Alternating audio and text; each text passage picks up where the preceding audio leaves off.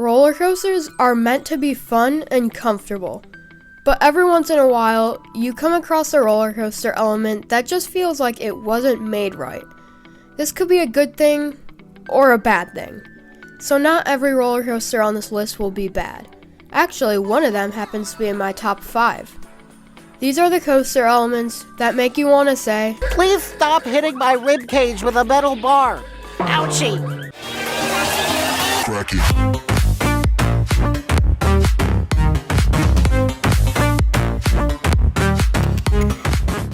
Starting out at number 5 is the only defunct coaster on this list, Sand Serpent at Busch Gardens, Tampa. The first half starts out okay with the normal hairpin turns, but in the second half, there are many mid-courses that completely slam you to a halt, and the lap bar pretty much punches you in the stomach at full force. And to make it even worse, unlike the other mock mouse I've ridden, Wild Mouse at Hershey Park, there is no airtime hill, and even if there was, you'd be going too slow to get any airtime anyway.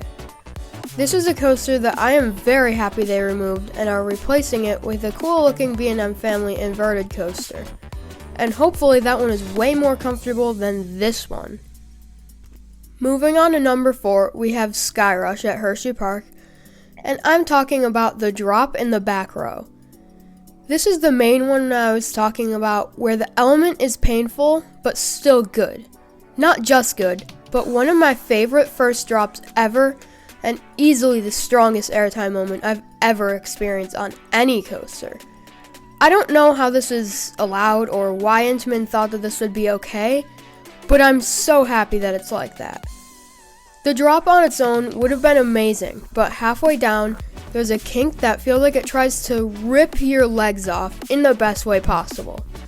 This drop is not for everyone, but personally, I love its intensity and thigh-crushing ejector airtime. Well, actually, I don't even think it should be called ejector airtime.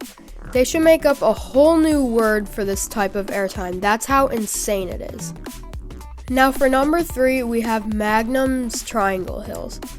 That's right, I didn't put this at number 1. That's because these elements on their own are still really bad, but the worst part is how many there are. I don't remember exactly how many there are, but I think it's around 8. And when they're that painful, it's not a good thing at all.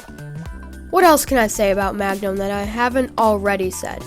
If you want to hear more about it, then go watch my review of it, or just any video on coasters that I don't like. Sorry Skyrush, but number 2 is Skyrush's final hill before the last turn. Unlike the drop, this element is painful and I don't like it. I don't let it make me want to rank this amazing coaster any lower, but it's just one of those elements where I dread it every time it's about to happen. By this point, you are completely stapled beyond what should even be legal. So when you go to an airtime moment like this, it's not pleasant at all. It hurts so bad, but it's worth it to experience all the other amazing elements that Skyrush has. And before we get to number 1, I would like to share a dishonorable mention. Coco Cruiser.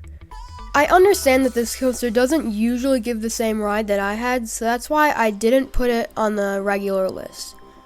For some reason, I wanted to know how far down the lap bar could go because I didn't know if they locked it already.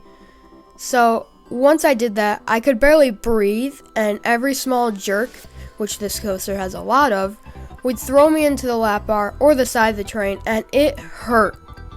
And to my surprise, it went around 3 times instead of 2. Lucky me.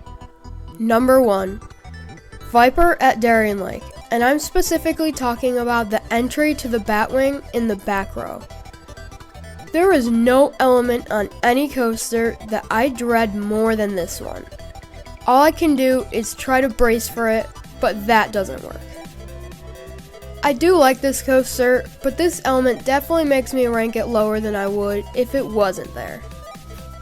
First, you see the other cars in front of you get pulled down the element, and all you can do is accept your fate at this point. You are treated to a game of pinball, but your head is the ball. And if you don't know what I mean that you get intense rapid headbanging because of the aero transition. But just when you think the pain is over, your car gets abruptly jerked and pulled down the inversion, and your head slams forward, and you can feel your neck trying to keep your head up, but it fails. But now, you are free, and ready to enjoy the rest of the layout. I really wish they just added some kind of Immelman here, because the second half of the Batwing is perfectly fine. And the first half is amazing with an ejector-filled drop into a very intense vertical loop. It's just that one element that stands out for just how bad it is. You guys really seem to like these top 5 videos, so I made another one. And if you enjoyed this video, please like, comment, and subscribe for more, and I will see you in the next video.